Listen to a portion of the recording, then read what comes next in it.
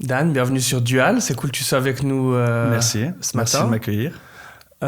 Pour commencer, je te propose de te présenter et puis de présenter ton parcours professionnel. Ok. Je m'appelle Dan Cotet, j'ai 41 ans.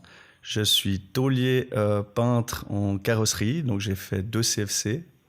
J'ai commencé par le premier CFC, j'avais l'âge de 15 ans. 4 ans, tôlier en carrosserie. Donc le tôlier, c'est celui qui démonte, qui redresse la voiture. Et ensuite, j'ai fait 2 ans de raccordement peinture. Donc c'est celui qui ponce et qui peint la voiture. Ok. Et puis après? Alors après, en fait, je suis pas resté très longtemps chez les patrons, en fait. J'ai fait après mes 2 CFC, j'ai bossé 2-3 ans chez les patrons. Et à l'âge de 23 ans, j'ai eu l'opportunité de me mettre à mon compte. J'ai toujours eu cette envie. Je n'étais pas certain de le faire ni d'y arriver. Et puis l'opportunité est venue finalement en buvant l'apéro un soir avec un copain. Et puis ce copain m'a proposé de me louer la moitié de son local. Et c'est comme ça que j'ai démarré.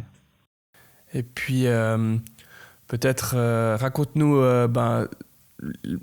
les débuts de tout ça. Comment est-ce que tu as trouvé ton CFC? Est-ce que tu savais dès le début que tu voulais faire ce CFC de tôlier? Tu as fait plusieurs stages. Oui. Comment exact. ça se passait? Puis comment ça se passait à l'école? Est-ce que tu étais prédestiné au CFC ou tu avais peut-être envie de continuer des études plus tard? Où est-ce que tu en étais à ce moment-là? Je dirais qu'à l'école, j'ai eu la chance d'avoir des patrons. À l'époque, les patrons venaient en classe. Et ça, je trouvais top. Donc, il y a un ferblantier qui est venu, il y a un menuisier qui sont venus. Et puis, tu avais la possibilité, en fait, d'aller chez eux faire un stage. Donc, j'ai fait un stage de ferblantier, menuisier, charpentier et carrossier. Ok. Et en réalisant ces stages, c'est comme ça que je me suis dit, moi, je suis trop, si j'ose dire, je suis un peu une chochotte, il faut dire ce qui est. Je suis frileux, j'aime pas le froid, j'aime pas le vent, enfin voilà. Donc j'ai vu que sur un toit, c'était pas forcément idéal pour moi. Ouais. Et puis j'étais mieux dans un atelier un peu plus à la cool, on dira ça comme ça. Ok. Et puis du coup, tu as fait un stage en carrosserie. Oui. Et puis c'est là où tu as été pris en apprentissage ou bien tu as fait plusieurs stages dans ce domaine-là? J'ai fait 2 stages en carrosserie pour être certain. Ok. Surtout que c'est 2 métiers complètement différents. Comme je le disais avant, c'est tôlier et peintre. Ouais. Dans un atelier, il y a 2 secteurs. Ouais. Donc j'ai fait les deux stages. Et ensuite, dans les 2 entreprises dans lesquelles j'ai fait les 2 stages, les 2 étaient prêtes à m'engager. Ce qui m'a fortement motivé. Ok. Et puis j'ai choisi la carrosserie de la Sarah parce que je suis avec les Panais, donc j'ai toujours vécu avec les pans. J'ai fait partie, alors là je m'égare peut-être un peu, mais dans la présentation finalement j'ai fait partie des jeunesses campagnardes. Ok. Donc j'ai beaucoup joué au foot dans ma région. Les jeunesses campagnardes, ce qui a fortement aidé à créer mon réseau. Ouais, Donc, ça fait partie du jeu aussi. Ça hein, fait ouais. partie du jeu, ouais, clairement. Donc j'ai choisi de faire l'apprentissage dans ma région, dans une carrosserie qui était très réputée à l'époque. Ok. Et puis je suis super fier parce que j'ai pu finalement reprendre cette carrosserie à l'heure actuelle. Ah. Donc l'histoire, ok. elle est assez sympa. Donc j'ai beaucoup de plaisir à aller bosser dans ma carrosserie. À Échalon, c'est le siège principal. Ouais. Mais la petite, entre guillemets, carrosserie de la Sarah, pour moi, elle a une histoire car j'ai appris le métier dans ses murs. Ouais, il y a une symbolique. Exactement. Du coup, tu as fait ce premier CFC. Pourquoi tu as choisi d'abord tôlier et puis après peintre et pas l'inverse, par exemple? C'est un petit peu dans ce sens-là qu'il faut faire les choses. Si on souhaite faire les 2, c'est plus simple et plus logique d'attaquer par la tôlerie. Pourquoi? Parce que quand on commence à redresser une voiture, à démonter, finalement, on commence par la tôlerie. On commence par la démonter, par la redresser, et ensuite on la peint. Ok. Et ensuite on la remonte. Bien sûr. Donc c'était plus logique d'aller dans ce sens-là. Et on dit, et je trouve que c'est vrai, le métier de tôlier est plus difficile, en tout cas l'apprentissage, le métier n'est pas plus difficile que peindre, mais l'apprentissage est plus difficile, plus long, donc c'était plus logique de commencer par tôlier et de finir par la peinture. Quand tu dis plus difficile, tu dis plus difficile au niveau des cours, au niveau physique, technique? Les 2. Ok. Physique, technique, les cours, c'est plus poussé que la peinture. Ok. Oui. Et justement, quand tu as commencé ce CFC, tu avais déjà la perspective de faire les 2 CFC ou pas? Ça s'est arrivé un peu en cours de route? Franchement pas. Non, franchement pas. C'est en cours de route. Ouais. Ok. Non, je crois pas qu'à 16 ans, 15, 16 ans, je crois pas. Je me posais pas ces questions-là. Par contre, je dirais qu'en deuxième partie d'apprentissage, peut-être en troisième année, là, j'avais quand même déjà le but de continuer. Et mon patron de l'époque, à la Sarah, était d'accord de me garder pour continuer. Ouais. Par contre, moi, j'ai souhaité voir autre chose pour, pour se diversifier finalement. J'ai décidé de faire de l'apprentissage à Lausanne, dans une carrosserie très réputée, la carrosserie Winiger à Lausanne. Et puis j'ai eu un super plaisir d'ailleurs. Je tiens à dire que ils m'ont beaucoup aidé. Et j'ai toujours... c'est un ami proche, Alexandre Winiger, de toute la famille. Il y a encore le papa qui passait sur mon chantier à Échalon, boire une bière pour voir l'avancée de mes travaux. Donc j'ai connu le père et le fils. Et c'est vrai que c'est des gens, pour moi, c'est un peu mes exemples. Ouais. Mais le premier patron aussi, hein, M. Mendelia aussi, c'est des gens qui m'ont beaucoup aidé finalement et qui m'ont toujours suivi. Justement, c'est intéressant ce que tu dis. Aujourd'hui, il y a beaucoup d'enjeux auprès des jeunes pour justement les faire arriver dans un environnement qui est sain, qui est en sécurité, où il y a un vrai accompagnement qui n'est pas toujours le cas lorsque tu poursuis des études et puis tu te trouves au gymnase dans la masse. Justement, raconte-nous un peu ce à quoi tu as été sensible. Alors peut-être à la Sarah où tu étais, et puis après à Lausanne. Qu'est-ce qui a fait en fait qu'il y a eu... voilà, j'en sais rien, une alchimie, un truc particulier, quelque chose certainement de très familial, mais qu'est-ce qui a fait que tu t'es senti particulièrement bien dans ces deux entreprises et pourquoi? Alors, je dirais que je me sentais considéré. Je crois que c'est ça le plus important dans la formation. Si on se sent un petit peu l'apprenti, voilà, si on fait que du ballet pendant 4 ans et puis qu'on apprend mal son métier, c'est pas idéal. Je me suis senti considéré et respecté. Et on a pris du temps pour moi. Je pense que c'est ça le plus important. À Échalon, j'ai créé un junior team. Ça veut dire qu'on a toujours minimum entre 5 et 8 apprentis avec un formateur qui s'en occupe en permanence. Ouais. Et je pense que c'est le plus important, c'est que le jeune se sente considéré et qu'on lui donne du temps pour que rapidement il soit autonome. Et chez moi, l'idée, c'est de faire le minimum de nettoyage. Donc, le nettoyage fait partie de notre métier. On doit savoir nettoyer une voiture picobello, ça s'apprend. Mais une fois qu'ils savent le faire, les apprentis chez nous, ils vont pas nettoyer autant qu'on a des préparateurs qui s'occupent de faire ça. Ouais. Mais l'apprenti, rapidement, commence à apprendre son métier pour qu'il soit autonome. Et je dirais que c'est ça qui m'a le plus aidé dans mes formations.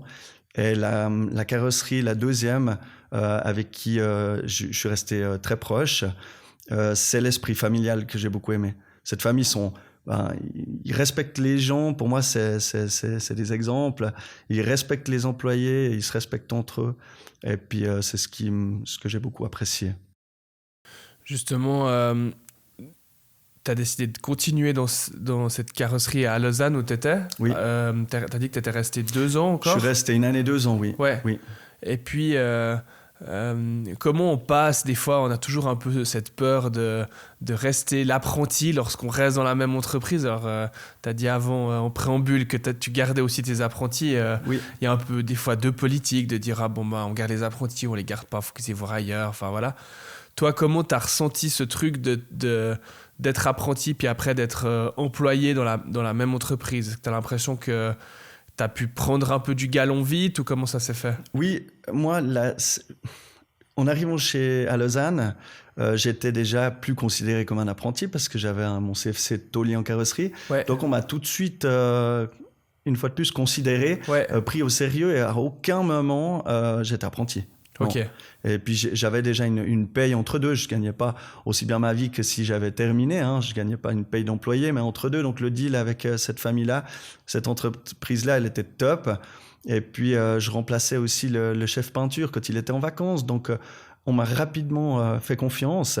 Et puis à ce moment-là, les experts ou les chefs, le chef d'atelier déjà me disait, là j'écoutais que d'une oreille, mais on me disait, ouais, toi tu vas pas finir employé.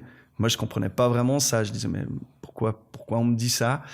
Et puis finalement, ils avaient raison. Parce que dès que j'ai terminé, je me suis vite rendu compte que, si j'ose dire, tout m'agaçait. Ok. J'étais pas d'accord avec tout le monde. J'étais un petit peu le casse-bonbon, hein, il faut dire ce qui est. Et puis là, je me suis dit, si tu veux faire différemment, il faut peut-être faire ta propre entreprise. Et puis je dirais que je l'ai créée en piquant les idées à mes ex-patrons, et puis peut-être de faire simplement à ma sauce avec mon style, et puis voilà. Puis pour répondre encore à ta question, par rapport aux apprentis à l'heure actuelle, je pense que il est complètement faux de ne pas vouloir garder un apprenti. Il faut dire la vérité, c'est qu'on ne tient plus le couteau par le manche, hein. C'est clairement l'employé qui le tient, parce qu'on n'a plus personne. Enfin, c'est un peu exagéré, mais on n'a plus grand monde qui veut faire nos métiers. D'ailleurs, tous les métiers manuels de l'industrie, dans le bâtiment, souffrent. Donc maintenant, si on forme quelqu'un et puis qu'on a la possibilité de le garder, c'est clair qu'on va tout faire pour les garder. Justement, tu parlais de cette aspiration entrepreneuriale, et puis d'identifier peut-être les détails ou les trucs qui te dérangeaient. Est-ce que tu arrives peut-être à être plus précis sur qu'est-ce qui te dérangeait, et puis pourquoi, puis comment aussi après tu as pu les corriger? Parce qu'en fait, quand on est employé dans une boîte, oui, tu vois un peu tu peux voir potentiellement tout ce qui fonctionne pas. Oui. Après, y a de plus en plus de jeunes qui se mettent indépendants, et puis en fait, après, tu as une toute autre réalité qui est plus l'aspect RH, financière et tout. Qu'est-ce que tu as pu... qu'est-ce que tu avais identifié comme chose que tu voulais corriger, qui était importante pour toi? Et puis, comment est-ce que tu as pu ensuite les appliquer lorsque tu t'es mis en tant qu'indépendant? C'est des petites choses comme tu dis, quand on est employé dans une entreprise, on sent ces petites tensions, ces petites choses. Moi, je dirais que il y a aussi une partie que je comprenais pas, parce que quand on est après, quand on le fait, on réalise, on se met à son compte. C'est à ce moment qu'on se dit, mais je comprends pourquoi mon patron faisait les choses comme ça, ou pourquoi l'entreprise allait dans ce sens-là. Ouais. Donc je dirais que il faisait rien de faux, il y avait rien de faux. Moi, j'ai amélioré, j'ai amené ma patte, mon style finalement. Ouais. Peut-être un exemple, mais c'est l'organisation, ou peut-être l'ordre au niveau de l'atelier. Mais ça, c'est moi, c'est mon style, c'est parce que je suis maniaque, et puis j'aime bien que ce soit... Donc chez moi, c'est un peu spécial, mais il faut...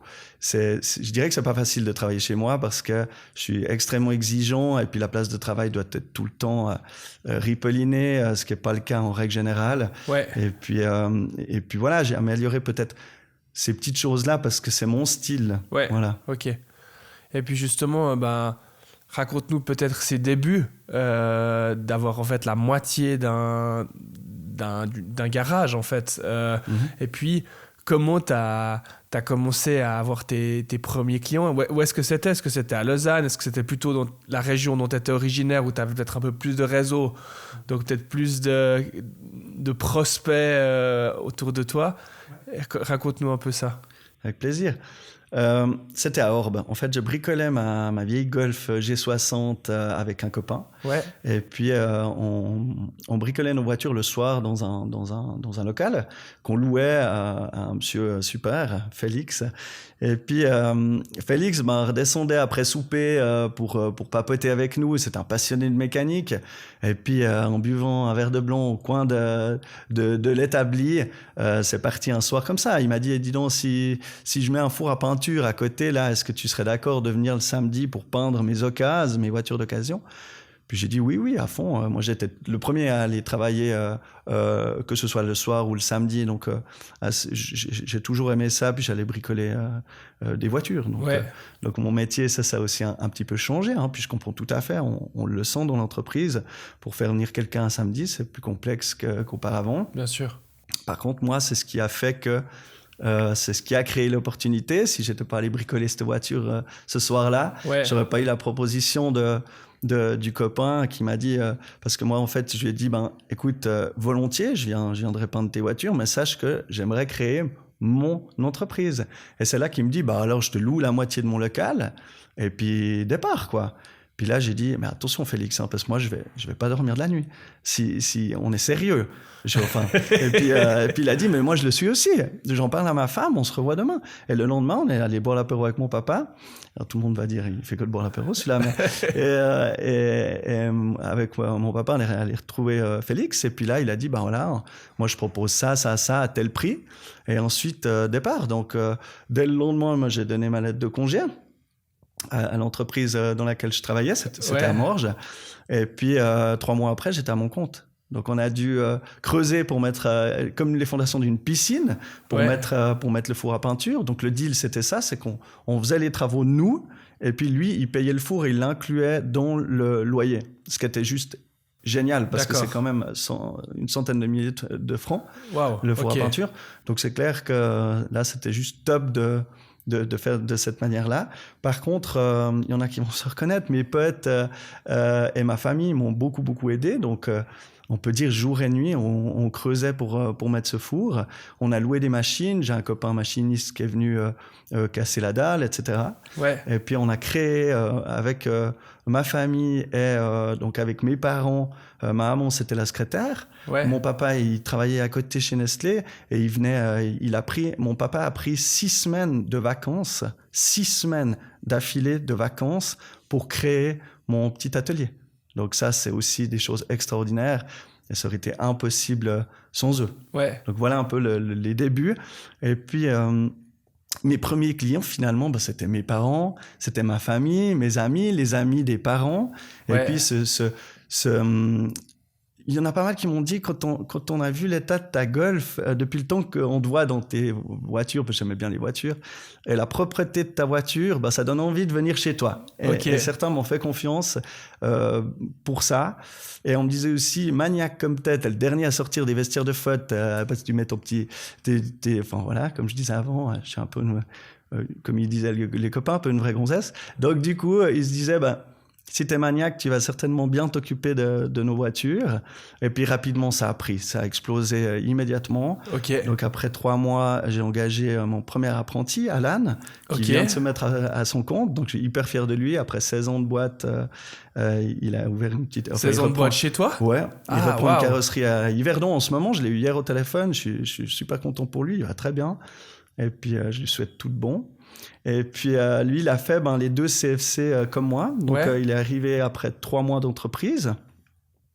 Et il a fait taulier, donc il faisait les voitures avec moi, mais lui, il faisait déjà un peu des deux parce que bien sûr. J'étais tout seul. Bien sûr. Il devait, il nettoyait la voiture avec moi, il redressait la voiture avec moi, il a peigné avec moi, il faisait tout avec moi.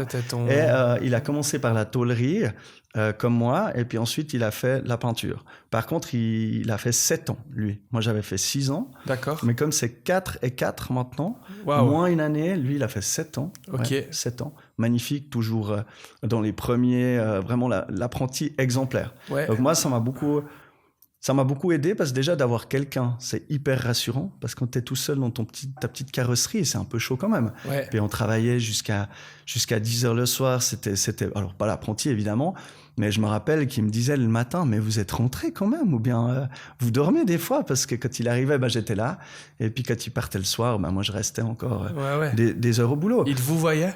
Oui, il vous voyait. En fait, les apprentis vous voient, mais une fois qu'ils ont le CFC, on se tutoie. Donc on se tutoie tous dans l'entreprise, tout le monde me tutoie, mais seulement après l'obtention du CFC. C'est marrant. C'est discutable, c'est discutable, mais on remarque, ça fonctionne super bien comme ça, donc chez nous.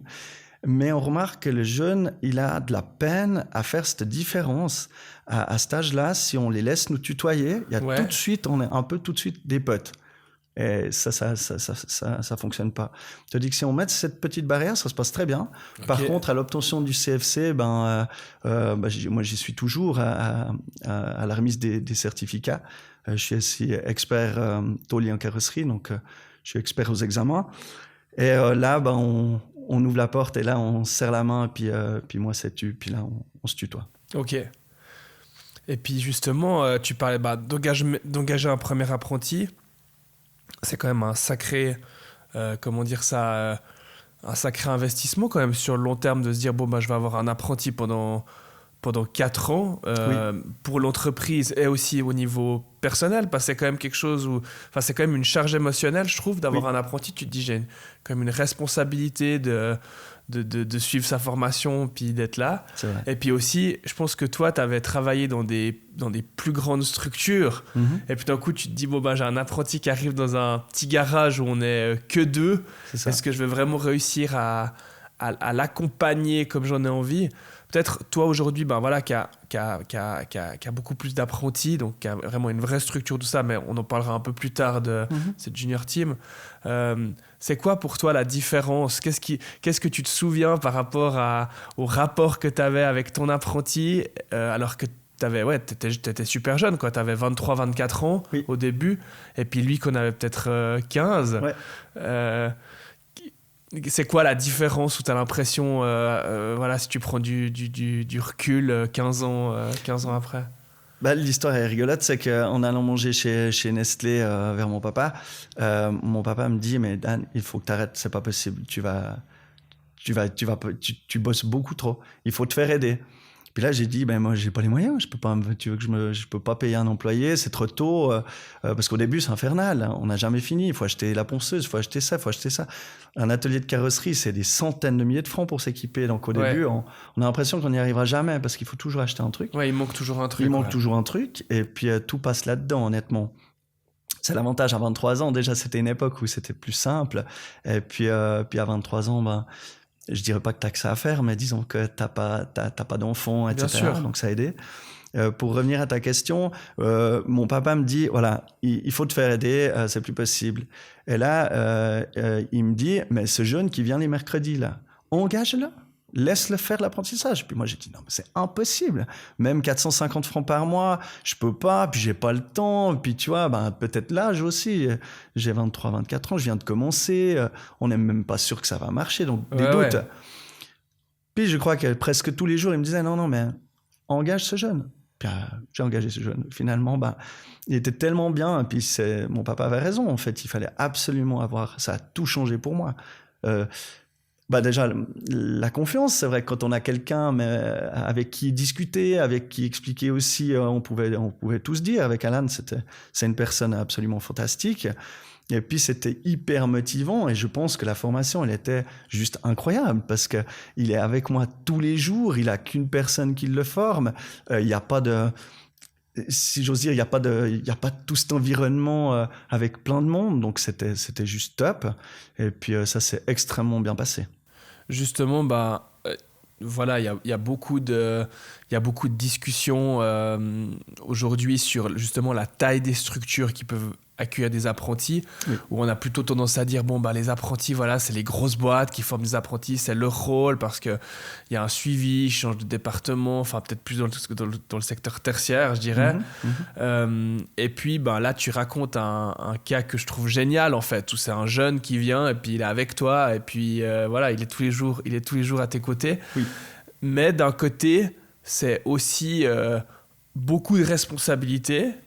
Et je pense beaucoup de pression parce que ces jeunes, ils se mettent la pression parce qu'ils veulent bien faire. On se dit, waouh, on me donne ma chance. C'est clair. Toi, justement, qu'est-ce que tu en penses de ça?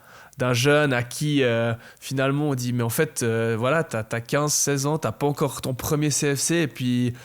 Finalement, t'es mon binôme, et puis si je suis pas là, c'est toi qui gère l'atelier, et puis t'es même pas majeur, quoi.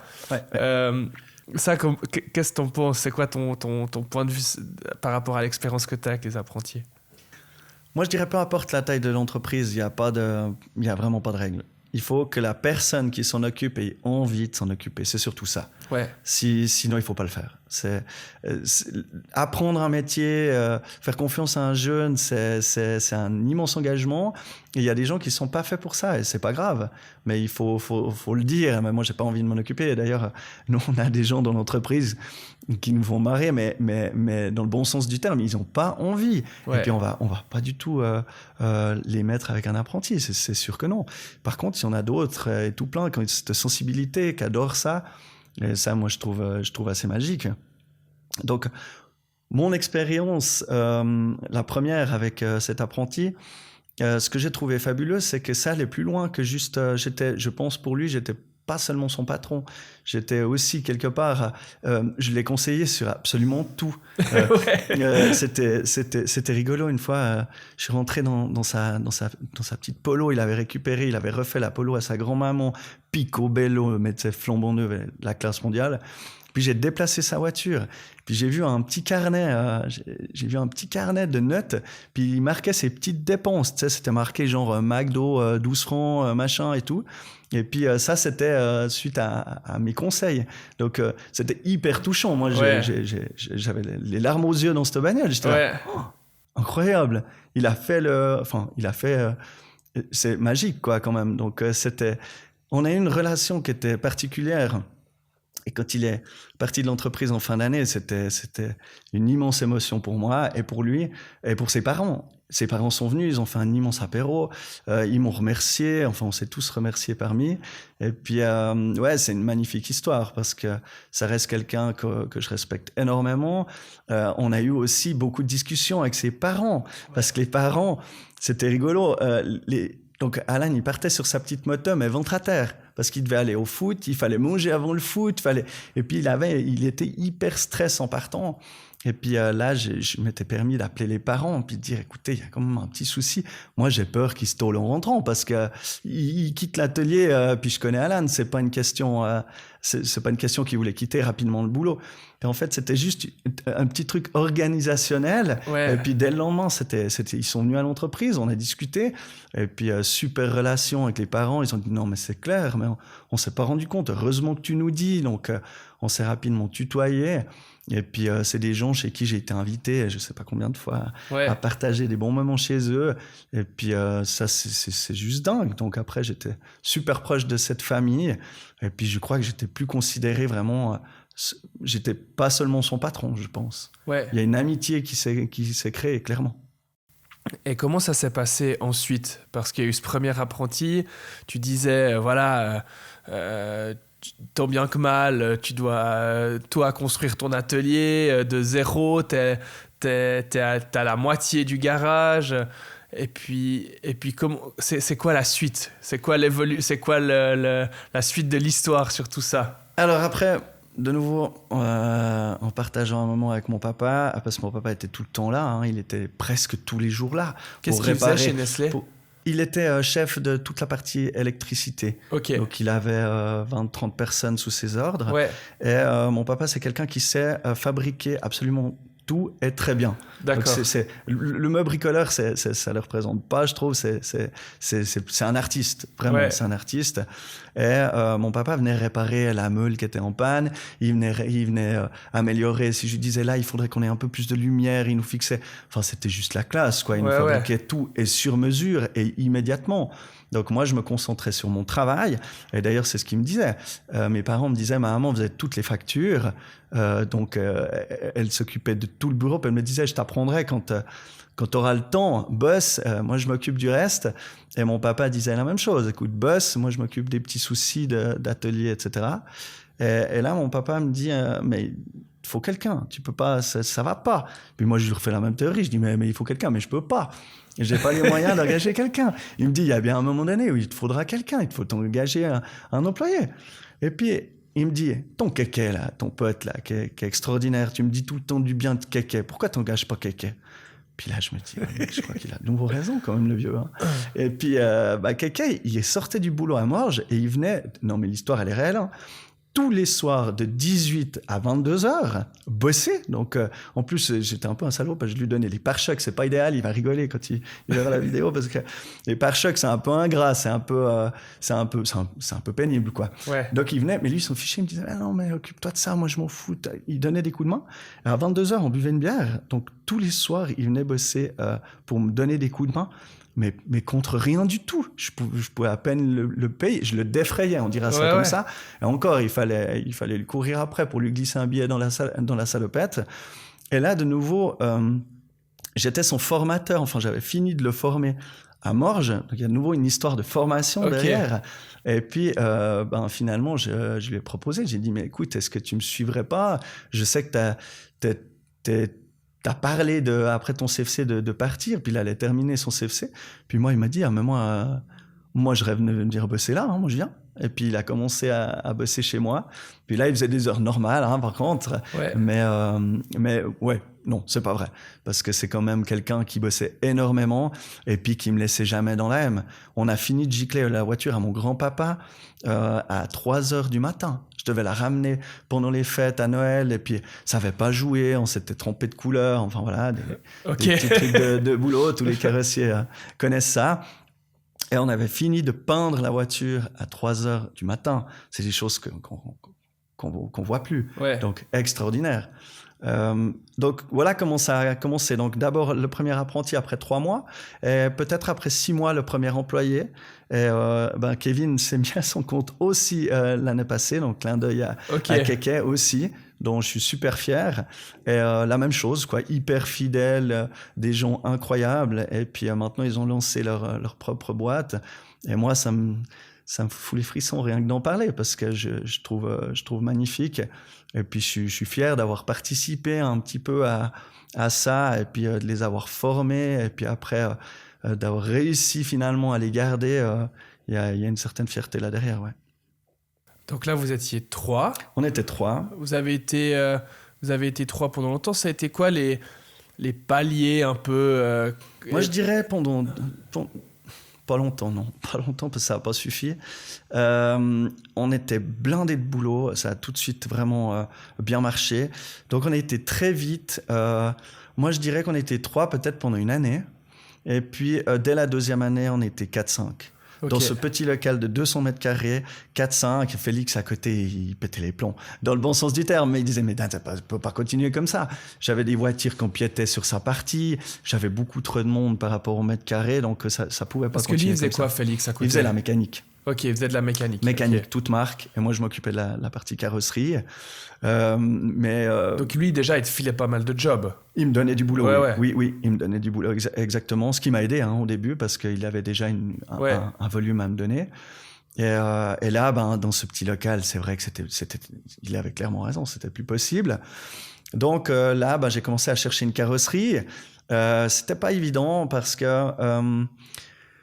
je vais essayer d'en parler, mais je pourrais pas longtemps parce que j'ai perdu ma maman, ma secrétaire, en fait, qui était ma maman.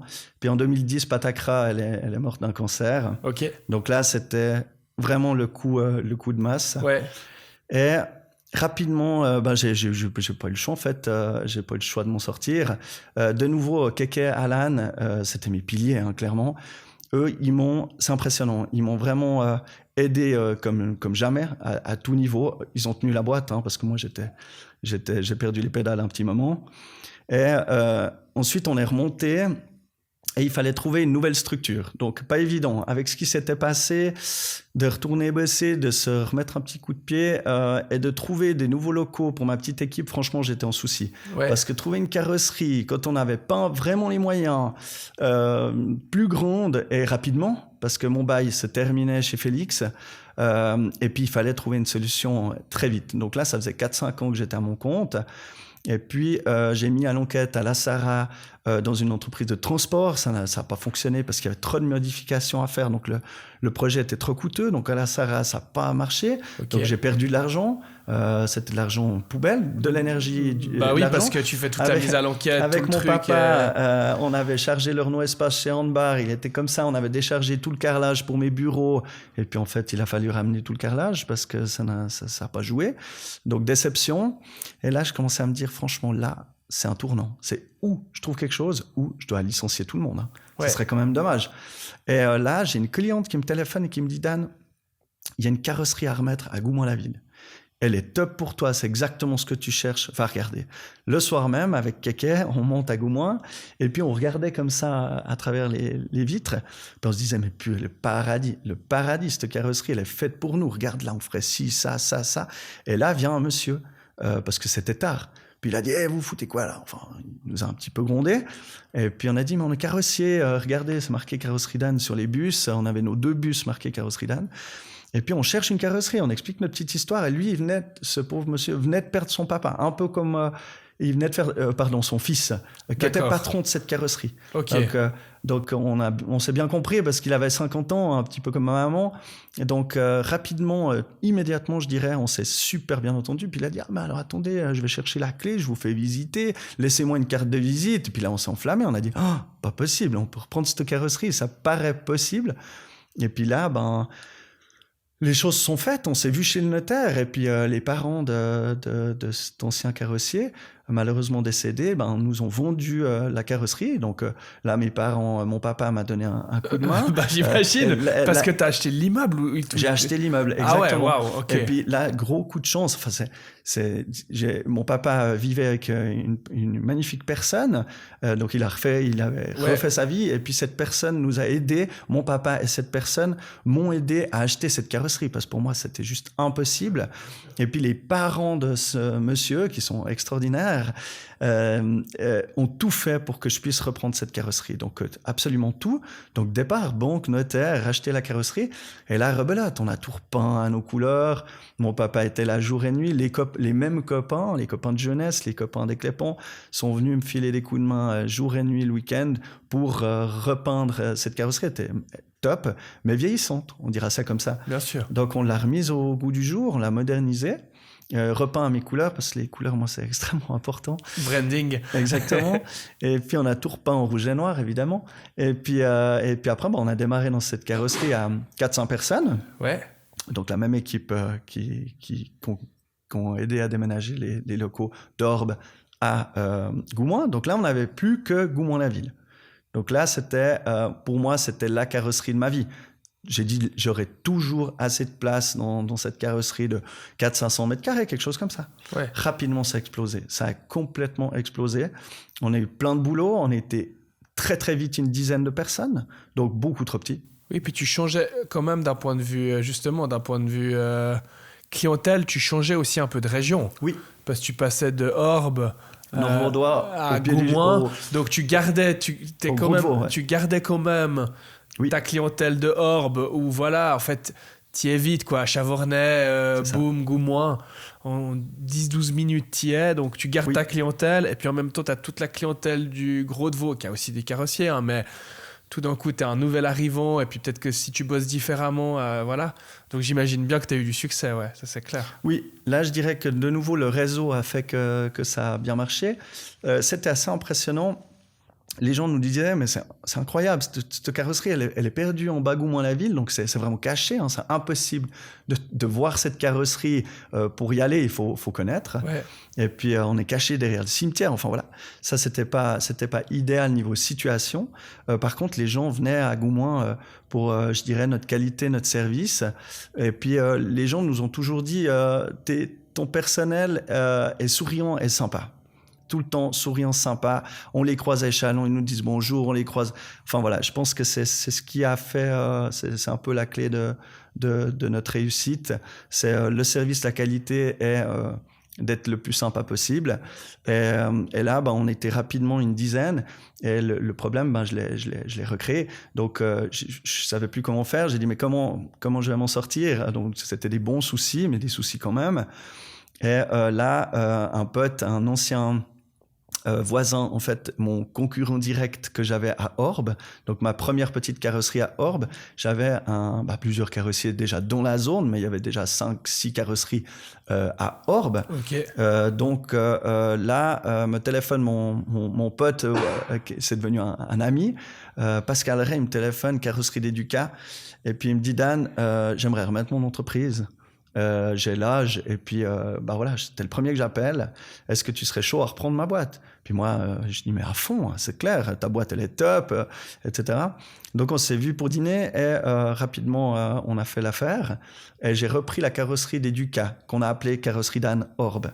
Ouais. Donc on avait, c'était rigolo, mais à 100 mètres de mon départ, à 100 mètres, j'ai repris une carrosserie. Donc l'histoire, elle est jolie. Donc et la clientèle a repassé. Ça, c'est top aussi. Comme ça, la clientèle qui montait n'avait plus besoin de monter. Et puis nous, c'était notre soupape. Ça veut dire que Goumois, on avait tellement de boulot qu'on a rempli la petite carrosserie d'Orbe immédiatement. Donc ça, c'était super. Et puis on a travaillé. Mon Alan, mon premier apprenti, il était déjà chef d'atelier en haut, à Goumois, et il a repris la gérance de la carrosserie d'Orbe. Ok. Donc hyper fier aussi de lui. Et puis lui, il était super content. Petit challenge. Et puis il avait sa petite équipe en bas. Et puis voilà, donc ça a tenu un moment, mais ça n'a pas suffi, Goumois, ça s'arrêtait pas. Donc là, j'ai dû faire un choix professionnel, je dirais, important, certainement le plus important depuis 2009. Finalement, c'était soit je devais licencier une partie de mon personnel, car la carrosserie de Goumois était trop petite pour avoir 10-12 personnes. Donc soit je réduisais... un tiers de mon personnel, malheureusement. Ils étaient tous fantastiques, hein, donc c'était rien que de penser à faire ça, c'était horrible. Ou bien je créais un nouveau challenge, une nouvelle carrosserie, mais cette fois il fallait quelque chose d'assez monstrueux. Ouais. Donc, en parlant aux amis, etc., c'est clair, tout le monde me disait, mais toi, c'est impossible, tu t'arrêtes, tu vas t'embêter dans cette carrosserie. Et sincèrement, c'est vrai que ça m'a parlé. J'avais fait un petit peu le tour, j'ai souvent besoin de challenge. Donc, en discutant avec mes collègues, les mécaniciens de la région, mes partenaires, mon pote Pascal Schmid, partenaire à Échalon, qui travaillait avec ce fameux Rémi qui était malheureusement décédé. Ouais. C'était historique. Il me dit, moi, je vais gentiment arrêter. Je vais remettre mon garage. Tu pourrais construire ta carrosserie. Ça rejoint un peu la théorie à Félix à l'époque. Tu pourrais construire ta carrosserie sur mon terrain. Il y a 3500 mètres de terrain. Je te vends le garage. Par contre, si tu reprends le garage, j'aimerais que tu gardes mes mécaniciens. Lolo et Gwen, c'était des potes, ces mécaniciens, ils venaient au comptoir sur mon stand, moi j'allais chez eux, enfin on était vraiment des copains. Ouais. Et puis j'ai dit non mais c'est clair Pascal, c'est sûr que si je reprends ton garage, il faut absolument garder la mécanique. Donc là est partie l'idée de construire une carrosserie attenante au garage. Et puis le projet d'Échalon est parti comme ça. Okay. Et puis là, j'avais pas la substance, j'avais pas du tout les moyens. Donc j'ai vendu à mon voisin Fritz Eschbar, à qui je fais un petit clin d'œil aussi, qui m'a beaucoup aidé. Donc Technique Laser à côté. Ouais. Ils m'ont racheté la carrosserie, dans laquelle ils font du thermolacage de pièces. Donc ils peignent des pièces industrielles. C'était juste idéal pour eux. Et ça suffisait pas, donc le bénéfice suffisait pas du tout à construire un tel projet à des millions de francs à Échalon. Donc là, je me suis associé à Michael Brulart, le patron du cellier Provino, le bar à vin d'Échalon et de Suisse Créative. Oui.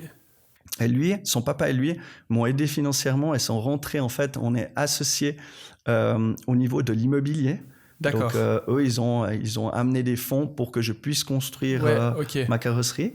Et son papa nous avait suggéré, son papa qui était aussi entrepreneur, mais dans les assurances, donc un très, très bon businessman, il nous a bien conseillé, il a dit, les jeunes, moi, si j'étais vous, je ferais comme ça. Je m'associerais dans les deux sens. Ça veut dire pas que l'immobilier, mais aussi dans l'entreprise. Comme ça, les deux, vous avez les deux tout intérêt à ce que l'immobilier et l'entreprise aillent bien parce qu'on se loue en fait nos propres locaux. Donc le projet il est cool parce qu'il est à la fois immobilier, chose que j'avais jamais fait auparavant, et professionnel. Ouais. Donc Michael est mon associé. Il travaille pas dans l'entreprise physiquement, mais c'est mon conseiller. Je l'appelle ma petite calculette. Parce que c'est une personne, c'est un ami extraordinaire qui m'a toujours soutenu. Ouais. Et puis Mick m'avait dit, si tu as un projet, moi je serais intéressé. J'aime bien ta façon de voir les choses, etc.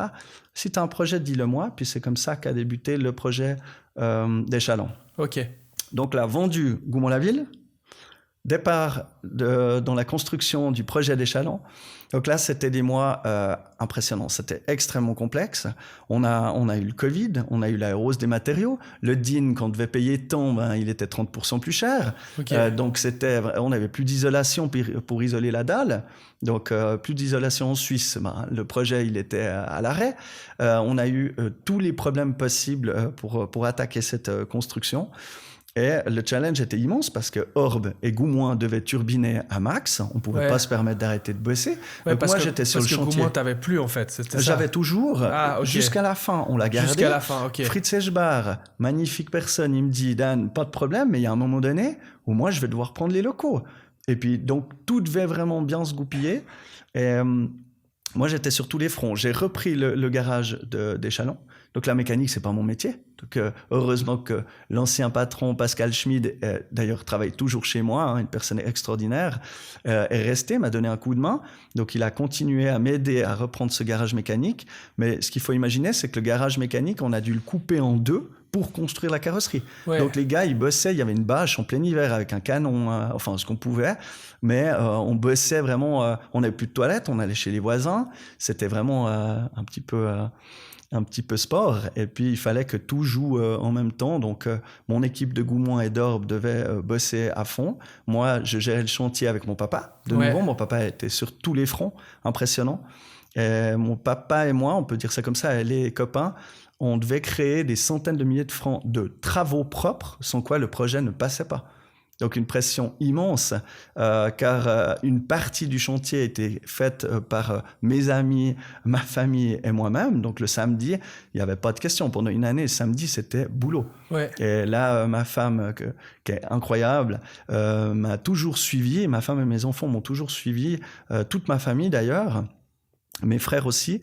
J'ai 3 frères. Et les frangins, les amis venaient le samedi. Les femmes, elles préparaient le dîner, elles peignaient un mur, elles étaient au taquet aussi. Donc, les femmes des copains étaient là aussi. Ouais. Et puis, on a créé ce magnifique projet ensemble. Mais c'était un petit peu sport, ouais. Et donc, tu as inauguré, tu as ouvert ce nouveau garage officiellement quand 2022. 2022, oui. Ok.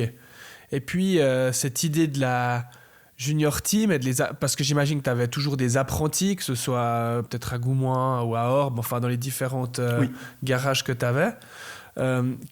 À quel moment tu t'es dit tout d'un coup, voilà, cette junior team, d'où c'est venu, comment tu l'as mis en place, comment ça fonctionne? Je sais qu'il y a d'autres entreprises qu'on connaît, comme Demière aussi, qui a créé une junior team. Exactement. Club Peinture aussi. Ouais. Comment ça s'est fait tout ça? Si tu veux, à Goumoin, j'ai toujours été proche de notre commissaire professionnel qui m'a formé, Stéphane Hayek, un super type. Il est venu me trouver à Goumoin pour essayer de trouver des solutions, car les métiers de la carrosserie, on était vraiment dans les chiffres rouges. Hein, donc au canton, ça a bipé parce qu'on avait plus de 60% de taux d'échec en 4e année. Plus de 60%. Okay. Donc là, le commissaire est venu, mon pote est venu pour essayer de trouver des solutions, discuter avec moi parce qu'on avait déjà à l'époque 3 apprentis. On a toujours eu au minimum 3 apprentis. Et là, je lui ai dit, moi, j'ai l'impression qu'il faudrait qu'on change un petit peu le système de notre métier et faire un système un peu à la Bobst où les apprentis, donc il faut des structures quand même assez importantes. Bien sûr. Petite carrosserie peut pas faire ça. Mais je lui dis, si mon projet d'Échalon se fait, mon idée serait de créer je peux pas dire un centre de formation, mais un groupe d'apprentis qu'on formerait d'une manière un tout petit peu différente. Ouais. Et puis, ce jour-là, j'ai eu la chance que Guillaume Ruiz de la DGEP soit là. Et puis lui, il était hyper impliqué, il écoutait, je voyais qu'il était hyper passionné. Puis il me dit, ça existe. Ton modèle, il existe. Je ne sais pas où, je vais me renseigner, mais il existe. Et le lendemain matin, il me téléphone, il me dit, Dan, ça existe à Yverdon. Les médiamaticiens, ils ont fait exactement un truc comme tu en parlais hier. Okay. Est-ce que tu veux visiter? Puis je dis oui, feu. Donc dans les usines Leclanché à Yverdon, les médiamaticiens, ils ont créé un junior team. Okay. Et puis c'est impressionnant. Tu arrives là-bas, les groupes d'apprentis sont autonomes, ils sont sur des vrais projets. Et c'est dingue. Et je me rappelle, il y a même pour manger, ils ont une espèce de roulotte. Elle est juste magnifique. Donc c'est des vieux locaux, mais qui sont refaits juste bien. Donc en tant que jeune, t'as juste envie d'aller bosser là-bas dedans. Ouais. Et puis à la pause, par exemple, il y a des tables où il y a des réductions. Par exemple, tu payais moins cher si tu parlais que allemand ou anglais. Tu vois, t'avais des tables allemands, t'avais des tables anglais. J'étais là, mais fantastique. Ouais, c'est le turfu, quoi. Non, impressionnant. Yverdon prenait une autre dimension, quoi. Puis là, le boss, il m'explique son truc. J'étais là, mais c'est dingue. Ta boîte, elle tourne avec ces gamins. Puis il me dit, ah ouais, non, mais elle tourne super bien. Et puis je peux te dire que les gamins, là, ils sont aussi capables qu'un employé. Ouais. J'étais là, voilà. À mon avis, c'est ce qu'on doit créer dans nos métiers. Et là est partie l'idée du junior team. J'en parle à mon ami Viniger, qui était mon ex-patron. Ouais. Et puis Alex, je lui dis, mais dans tes locaux, que je connaissais très bien, la carrosserie Viniger, donc la deuxième carrosserie de Lausanne, là, je lui dis, mais dans tes locaux, est-ce que tu pourrais pas créer un junior team en bas? Je suis sûr que tu pourrais faire un truc bien, etc. Alex, au taquet comme d'habitude, hyper formateur, il a dit mais à fond, et ils ont créé le premier junior team carrosserie à Lausanne chez Viniger. Okay. Et moi, droit après, j'attaquais mon chantier et j'ai créé le junior team aussi chez moi. Donc on s'est suivi de près comme ça, on s'est donné beaucoup de coups de main parce que le challenge est immense. Quand on doit engager 5 apprentis première année, donc moi, en arrivant à Échalon, non seulement les locaux étaient tout neufs, donc il fallait apprendre à s'organiser dans des nouveaux locaux. Ouais.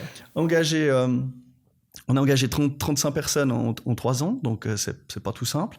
Et en plus, on a engagé 5 apprentis première année à Échalon. Donc là, mes gars, ils pétaient les plombs. Parce qu'ils disaient, mais Dan, c'est pas possible. À 15 ans, tu vois, les jeunes, quand ils ont 15-16 ans... Ils débarquent, ils savent rien faire, c'est des jeunes, c'est des enfants. Oui. Donc, il faut un peu tout leur apprendre. On doit même finir un bout de l'éducation pour certains. Ouais. Donc, c'était hyper sport. Par contre, maintenant, on a lancé cette petite équipe et ça fonctionne du tonnerre. On n'a aucun apprenti. Ils ont tous réussi très, très bien. On n'a pas d'échec. Ils réussissent tous. Et pour l'instant, j'ai la fierté de dire que depuis 2009, j'ai personne qui a échoué. Par contre, il y en a qui ont arrêté, qui ont changé de parcours, qui ont arrêté. Bien sûr. Ça arrive. Par contre, ceux qui ont été jusqu'au bout ont tous réussi leur CFC. Donc, je suis assez convaincu que si on s'en occupe bien avec une personne, donc c'est la différence, c'est que en fait, un junior team, il n'y a rien de compliqué. Il va à l'EPSIC et au cours pratique à Moudon, exactement comme les autres apprentis. Ouais. Mais par contre, il y a une personne dans l'entreprise qui s'en occupe à 100%. Donc, on a un formateur qui a les 2 CFC. Oui. Il a un brevet fédéral et les 2 CFC. Oui. Et c'était le formateur des apprentis au canton de Vaud à l'école des carrossiers. Donc, c'était juste le top. Ouais. Lui, c'est le formateur de nos jeunes et il est tous les jours avec les jeunes. D'accord. Donc, le principe, quand tu dis on a dû en engager 5, il y avait quelque chose de très structurel. Ça veut dire quoi? C'était 5 de première année, puis après, à chaque fois, tu en as 5. Et puis, tu dois finir, tu as un team de 15. Si tu veux créer un junior team, tu dois avoir minimum 5 apprentis. Tu t'engages sur 5 ans. Le canton te donne un petit coup de main. Il te donne une enveloppe. Donc, il te donne un petit peu d'argent pour lancer le projet. Par contre, ils viennent, ils te certifient. Donc, tu dois faire les choses très sérieusement. Bien sûr. Tu dois avoir un certain nombre de mètres carrés. Tu dois avoir des locaux pour les cours. Enfin, voilà. Tu dois avoir toute cette structure-là. Et puis, donc, 5 apprentis sur 5 ans minimum. Mais idéalement, entre 5 et 8. Donc, nous, on en a toujours entre 5 et 8. On en a eu jusqu'à 8. C'était trop. Honnêtement, c'était trop. Pour ma structure, 8, c'était infernal. C'était trop. 6, 7 maximum, c'est idéal. Okay. On forme aussi des mécaniciens, mais ils ne sont pas dans le junior team. Le junior team, c'est uniquement la carrosserie. Ouais. On ne peut pas intégrer, si je voulais créer un junior team pour la mécanique, je devrais de nouveau avoir minimum 5 apprentis mécaniques et un formateur. Donc peu importe l'année, c'est ça que tu veux dire? Peu importe l'année. Là, tu as engagé 3 première année, mais c'était pour avoir 5 apprentis. Ouais, 5 premières années. Voilà, en fait, j'en ai eu 8 rapidement parce qu'on en avait déjà 3. Ouais, et puis on en a engagé 5. Pourquoi 5? Parce que comme mon projet était assez grand, l'atelier assez grand, je me suis dit, c'est magnifique. Ils sont tous bien, ils ont l'air top. Banzai, on les prend les 5. Ouais, donc c'est là que c'était un peu trop, tu dis le début. Là, c'était trop. 5 premières années, 5 premières années. Heureusement qu'on avait les 3 apprentis qui étaient déjà chez nous, qui nous ont aidés, clairement, parce que les apprentis forment les apprentis. C'est ça le but, donc, exactement.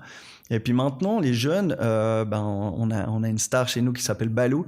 C'est la mascotte de l'entreprise. C'est un puissant gaillard, hyper bon type, qui est resté chez nous. Donc l'histoire, elle est jolie parce qu'il a commencé à Goumouin. Il a fini son CFC de taulier en carrosserie à Échalon.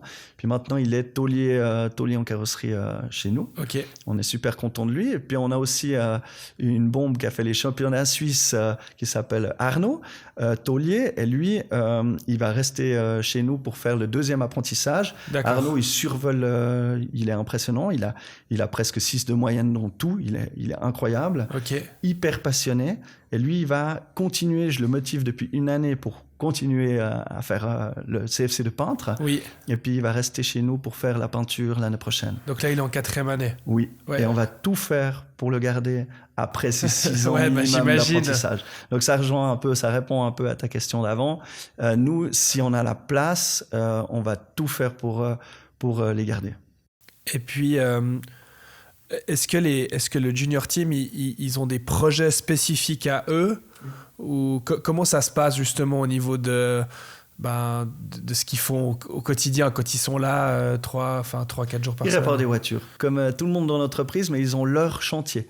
D'accord. Donc, le junior team travaille, mais ils peuvent travailler autant sur une belle voiture de marque que on leur donne pas que des petits boulots ou des boulots pas chers spécifiques. Non, absolument pas. D'accord. Ils travaillent comme tout le monde, donc ils sont capables de réaliser n'importe quel travaux, mais avec le formateur et pas que. Le formateur, il peut pas s'occuper, ça suffit pas. Ça veut dire que une partie des apprentis, la journée, travaille avec les équipes. Ouais, d'accord, ok. Et c'est là qu'il faut faire attention. Certains n'ont pas la sensibilité et n'aiment pas former, puis c'est pas grave. Ouais. On sait très bien lesquels. Et puis certains l'ont, donc on se fait aider par ceux qui l'ont. Et puis les chefs d'équipe forment aussi nos jeunes. Ouais. Si je peux juste ajouter un petit quelque chose par rapport au junior team. Ce qu'a apporté le junior team chez moi, c'est vraiment de la fraîcheur. Les jeunes, ça amène... c'est frais, c'est cool, ça rigole dans les couloirs, c'est la jeunesse. Et nous, ça nous a vraiment boosté. Et ils font partie de la famille. Ce serait impossible maintenant de revenir en arrière. Un moment, mes cadres m'ont dit « Mais Dan, ton entreprise, elle va moins bien avec tes jeunes. Est-ce que tu es conscient de ça ?» Puis j'ai dit « Oui, je suis tout à fait conscient, mais on va y arriver, on va s'accrocher. Je suis conscient, je vous demande l'impossible, les 5 premières années, c'est trop, mais on va y arriver. » Et puis on y est arrivé. Et maintenant que ça roule et puis qu'on a mis tout ce qu'il faut en place pour que ça fonctionne bien, c'est notre ADN. Le junior team, c'est une entreprise dans l'entreprise et c'est certainement, je pense, la plus jolie chose qu'on a créée depuis le début. Puis maintenant qu'il y a tout qui est... Maintenant qu'il y a tout qui est en place, Échallens, Orbe, je crois que tu as encore ouvert un autre garage. Alors, il y en a un 3e, non? Alors, on a repris une carrosserie à La Sarah. Ouais, la carrosserie justement, où tu as fait ton apprentissage. Oui, ouais. Et on a arrêté la petite à Orbe. D'accord, ok. Pour des questions en fait, de structure. Ouais, ok. C'est trop proche. Vu que La Sarah, c'est vraiment à 10 minutes d'Orbe, ouais. Finalement, les clients d'Orbe, on les a aiguillés et invités à aller à la carrosserie de La Sarah. Okay. Donc maintenant, on se concentre sur La Sarah, la carrosserie de mon apprentissage, ouais. et Échallens. Et dans les 2 sites, on fait de la carrosserie, de la vente et de la mécanique. Ok, ah waouh. Et dans tous les secteurs maintenant, je suis fier de pouvoir dire que je forme aussi maintenant, on forme aussi des employés de commerce. Ok. Donc on a une apprentie 3e employé de commerce, ouais. Un futur apprenti qui commence l'été prochain en commerce, ouais. un jeune d'Échallens. Ouais. Donc ça c'est super cool, j'ai vu les parents la semaine passée et puis on se réjouit. On forme en mécanique et en carrosserie dans les 2 métiers. Donc on peut dire que dans tous les secteurs, à part la vente, mais sinon dans tous les secteurs, on forme. Trop bien. Oui. Et comme projet, c'était un peu ça. Ouais, c'est là un peu je voulais en venir, ouais. J'avoue que pour l'instant plus. Pourquoi? Pour les questions d'énergie. C'est énergivore, on a fait beaucoup. Comme je disais, les dernières années, on a engagé des dizaines de personnes. C'est pas simple, ça se passe très très bien. Maintenant, on a une équipe de fous. Je dirais que le personnel, la qualité de notre personnel est impressionnante. On a des gens... Moi, je disais encore hier à des copains, c'est des spécialistes. C'est plus des tauliers ou des peintres. Pour moi, c'est des spécialistes. Ils sont impressionnants. Ouais. Et ils sont passionnés par ce qu'ils font. Donc, pour créer une dynamique comme ça, c'est beaucoup de temps, beaucoup d'énergie. Donc maintenant, j'ai envie de régler la machine parce que je dirais que pour que ce soit une Formule 1, il y a encore quelques réglages à faire. Ouais. Et j'ai du plaisir à aller bosser tous les jours avec mes équipes pour trouver des solutions, etc. Mais en toute honnêteté, il y a 2 ans, j'aurais pu... dans ma tête, je faisais 10 carrosseries, quoi. Si j'avais pu, j'aurais fait 10 carrosseries. Ouais, okay. Maintenant plus. Non, honnêtement plus. Pourquoi? Pour les questions j'ai envie de vivre le plus longtemps possible. Je trouve que ça venait un peu dangereux. C'est allé tellement vite. On est allé, il faut le dire clairement, trop vite. Donc, quand on va trop vite, on perd des plumes. Ouais. C'est pas évident. C'est pas évident. Quand on développe, on gagne pas d'argent. C'est impossible de développer et de gagner de l'argent. Donc, on doit stabiliser les choses, se mettre à l'abri, régler la machine. Et après, par contre, tous ceux qui me connaissent ne seront pas surpris si je recrée quelque chose. Peut-être bien. Mais quand ce sera stable, que tout ira bien, de retrouver de l'énergie, et puis peut-être que là je me relancerai dans... J'ai déjà quelques idées, mais pour l'instant c'est que des idées, et je dois un peu me forcer à pas les réaliser trop vite et stabiliser, quoi. Ok. Je dirais pour la famille aussi, c'est important. Ouais, bah oui. Parce que j'ai une petite femme incroyable, j'ai 2 enfants, pardon. Donc, tout ça fait que j'ai aussi envie de passer du temps avec eux et bosser les samedis à peindre des murs. On a donné, c'était cool.